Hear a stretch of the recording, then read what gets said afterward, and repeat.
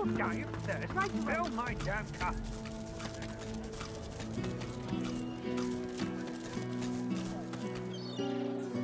You kidding?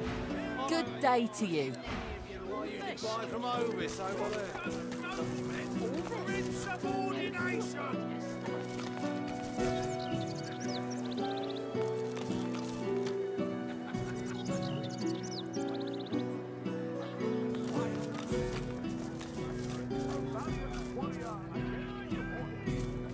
They've got that arena down below the Black Bull.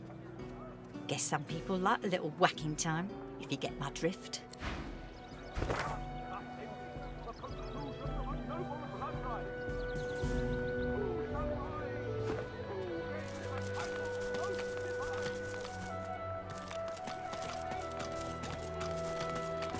What was in that blasted stew? Occupied! Oh, unholy hells! Do I sound like I'm all right? That's what I get. Bloody tainted stew. How about a little, damn privacy? That's what I get. Bloody tainted stew.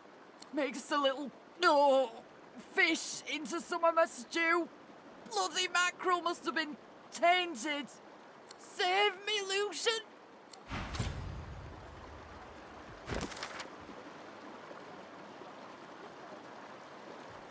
Oh, heavens.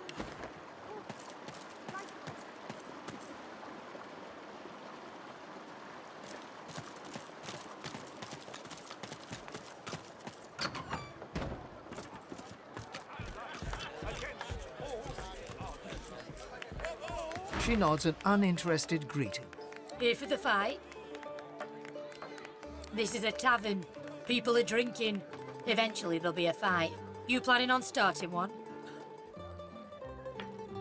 Pity. Well, later then. Ah, finally! Your colleague over there is absolutely useless. I'll have a bowl of the house stew, if you please. Oh, pity. I've been trying to get a little something to eat all day. But the giggleheads who run this establishment don't seem to be willing to provide a fellow with his fair portion.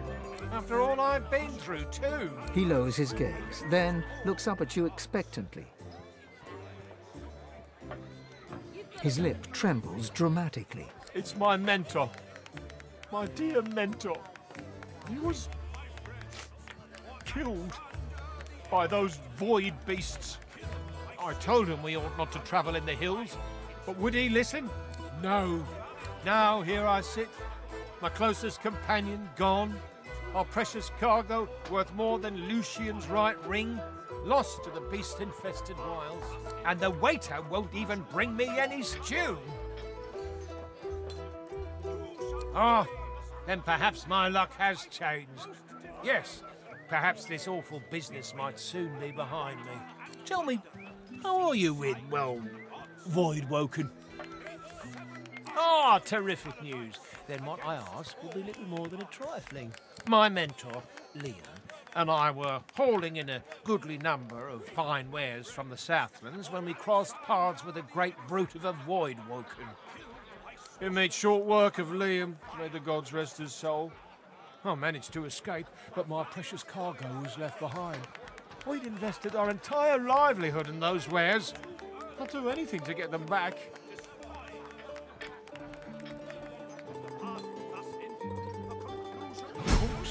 Of course. We'll, discuss the specifics once you've returned. Now, give me your map. I'll show you just where to look. I doubt those beasts out there have any use of such a cargo. I can't tell you how thoroughly you've made my day. Good luck. I'm glad you don't have to witness this sudden elf. My friends, for Alexander the Innocent, killed by sorcerers, a most vile incident. He fixes you with a stare, looks you up and down, weighs you up, the cut of your cloth, the weight of your bag. A moment passes. Then a smile creases his face, a smile carefully constructed to look friendly and authentic, a smile that doesn't reach his eyes. Greetings, my lord. Looking to ease the pain of a decaying world? You're in the right place. Beers are ordered at the bar, but can I interest you in a nourishing bowl of stew? A bold choice, on the face of it, unless you're looking for something a little more tantalizing than a meaty stew and a mildly alcoholic brew. He raises an eyebrow and gives you a sly look. My sorcerers, a most vile incident. A valiant warrior against the void. Taken too early, all hopes destroyed. Glad you don't have to witness this sodden elf. The path thus ended. The conclusion of a noble bloodline. He purses his lips. His fingers drum a pattern on his elbow as he assesses you.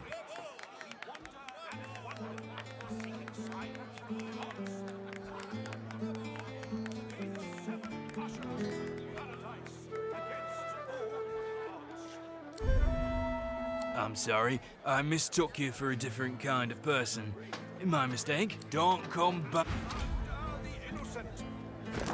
Killed by sorcerers, a most vile incident.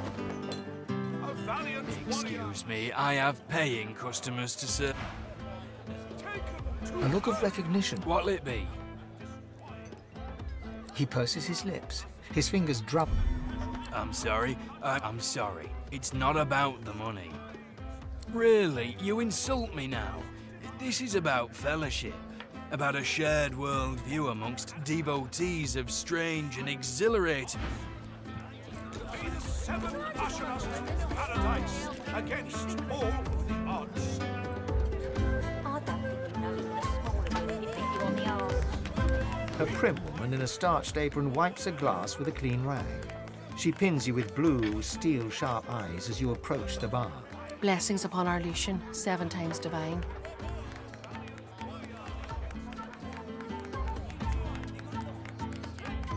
Her eyes soften and crinkle as she smiles. I see your mother raised you very well indeed. You and my Niles would get along.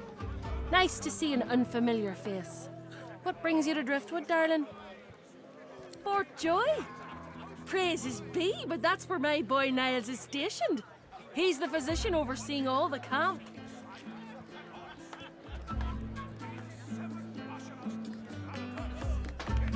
We've only got amber ale, I'm afraid. Can't spare the potatoes for hard alcohol. If you'd like something that'll stick to your ribs, I'd flag down Loverick and get yourself a bowl of the house stew. An elf sways on her chair, her eyes focused on the counter in front of her, where she has 6 glasses in a row. With the nails of 2 fingers, she's pressing red welts into her forearm. She slides one of the drinks towards you, her head bobbling heavily on her neck as she nods at the sparkling ale. And that's...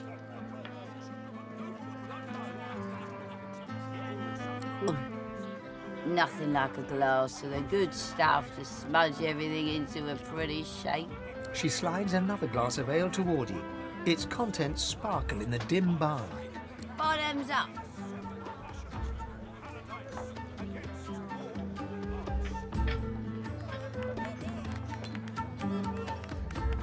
Can you just not? Cheers to you, me, and... Her gaze swivels around the room. Damien's dull knife. This place is horrible. Never mind. Cheers to you, me, and me again. Another.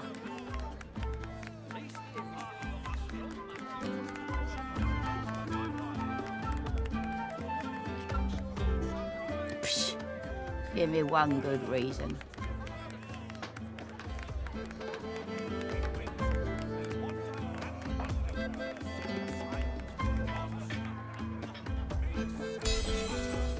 She dumps a heavy arm around your shoulder and pulls you in close, her breath hot and sour in your face. Look at this. This is my story. She shows you the 2 swollen, angry red welts on the underside of her arm. She slaps them without finesse, making herself wince, and stares at you intensely. I know how to make it better. I can fix it, all of it. I'll tell you. She jerks her arm away from you and gazes lovingly at the welts. She doesn't look up as she speaks. There's this woman. I'm not crazy.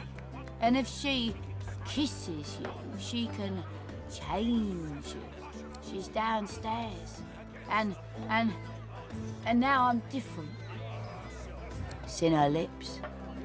It's in the magic. I changed the right way. And then, I think now I'll be fine. You understand how, sometimes you just want to be fine.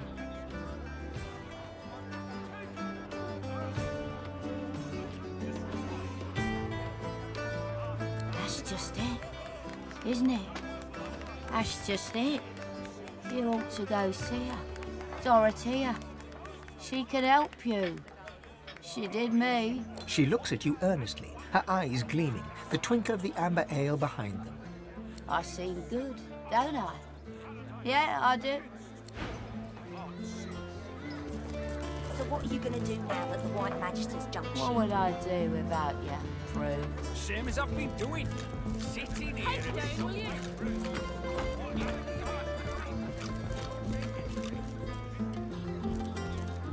The cook acknowledges you with a small bow, an oddly formal gesture given the surroundings. Please, sir, you should not be back here. It's not safe.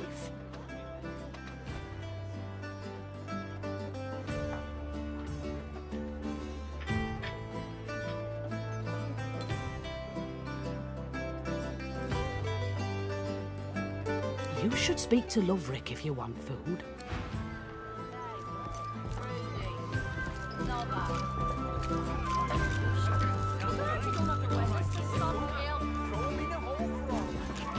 Hold it.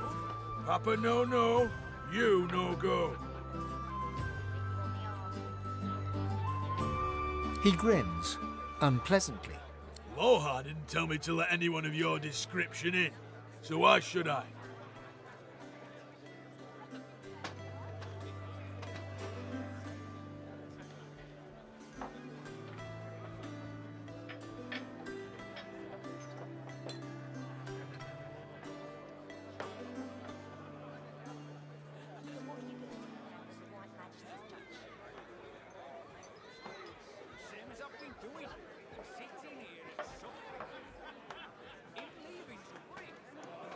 Cute. Sounds something like my 15-year-old daughter would try. No go. But I'll certainly remember your face now. I'm sure they're watching us very carefully.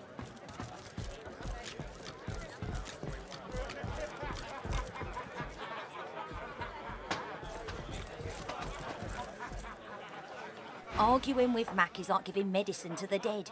He's as stubborn as a corpse and smells the part to boot. No wonder Papa Thrash gives him the stink any time he tries to go downstairs. Pretty good, ain't he? Bet he'd even write a poem for you if you sidled up all nice like. That divine voice, that idyllic poetry. I could lose myself in Bar Stan's cinnamon eyes. Most divine! We wait, we wander and wonder, seeking... You have interrupted my newest masterpiece! The bard clears his throat and gargles on his own saliva. He then returns to his poem, but his voice cracks mid-verse. Well, never you mind.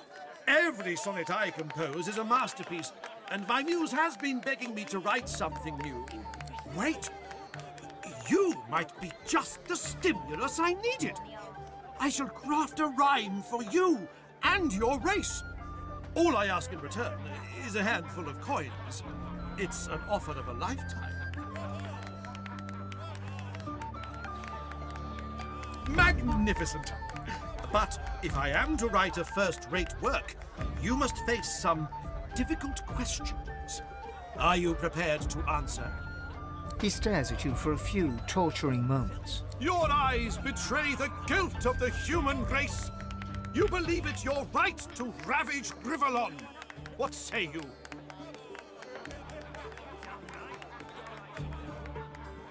He smiles a crooked smile and runs a hand through his greasy hair.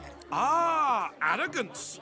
That most peculiar of human traits, given your lack of cultural accomplishment. Save the towers you erect in worship of greed. What riches do you seek, human?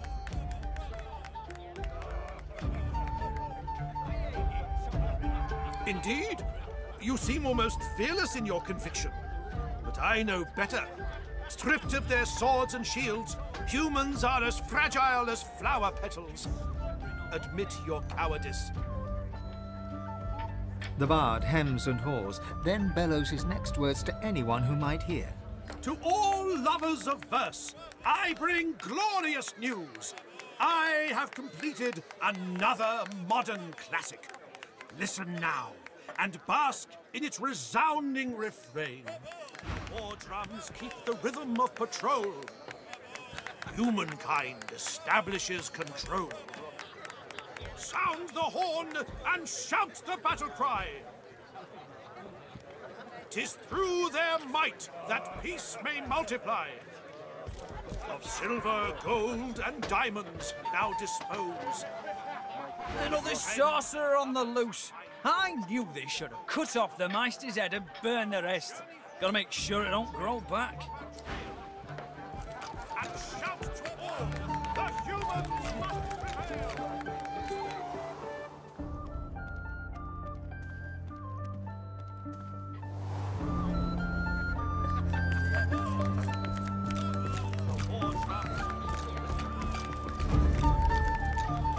You again. I told you to scram once. Don't make me say it with my fists.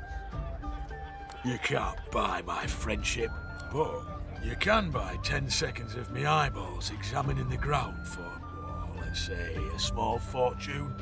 You look like you'd be good for it.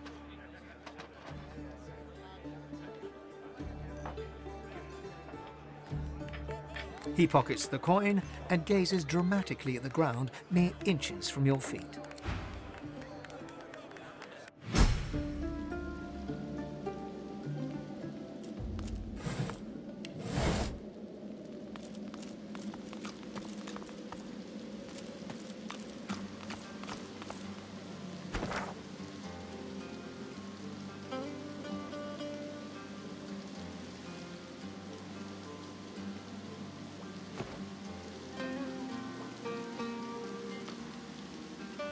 I've spotted something.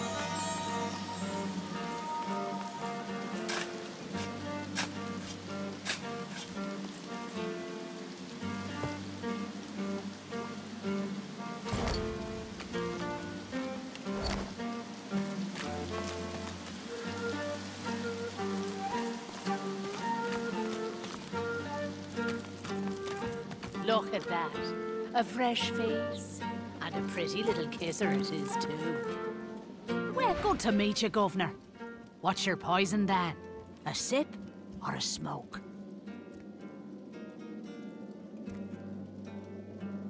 Take all the time you need. Pleasure doing business with you, Governor.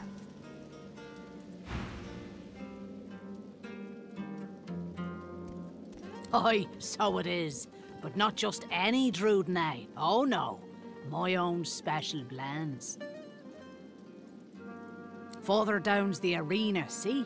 And the gladiators are always on the lookout for an edge. I give them that edge. You could say that my darling herbs flower in the flesh and blossom in the brain. So, if you're interested, Governor, all you have to do is use your imagination. How can I make you bloom?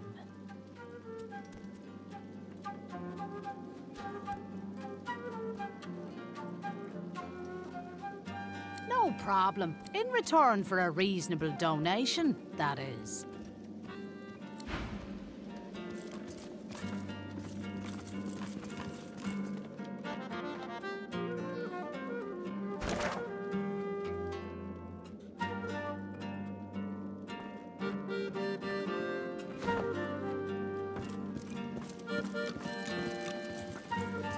Ifan approaches you, a drink in his hand and a wide smile on his face.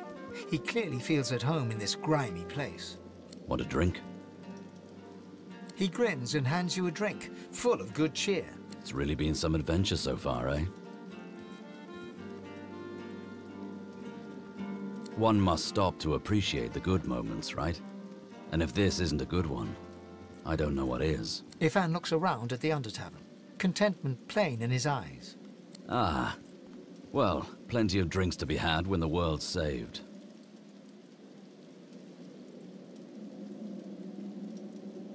To Rivellon.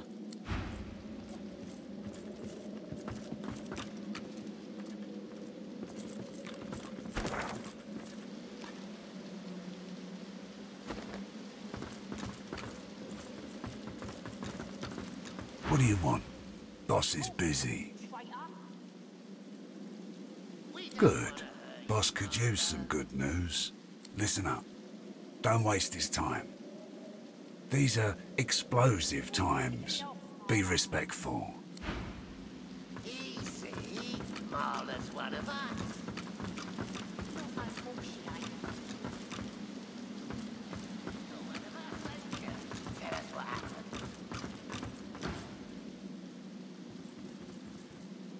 I brought you up from girl to woman, Marla. Like you was my own. This? He lifts his right arm, showing a white bandage beneath his ribs. A wet red spot shows through. This ain't the thanks I expected. Who sent you? The formidable dwarf slams his fist on the side table. You hear a loud crack. Enough! Do you know they killed Anna? Do ya? Start talking sense or I'll take that tongue right out of your mouth and fry it for supper.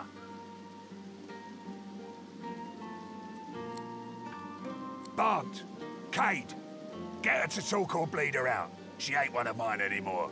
His sneer travels from the restrained dwarf to you. And you.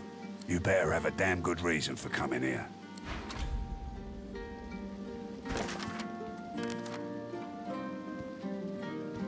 You're making this much harder than it needs to be.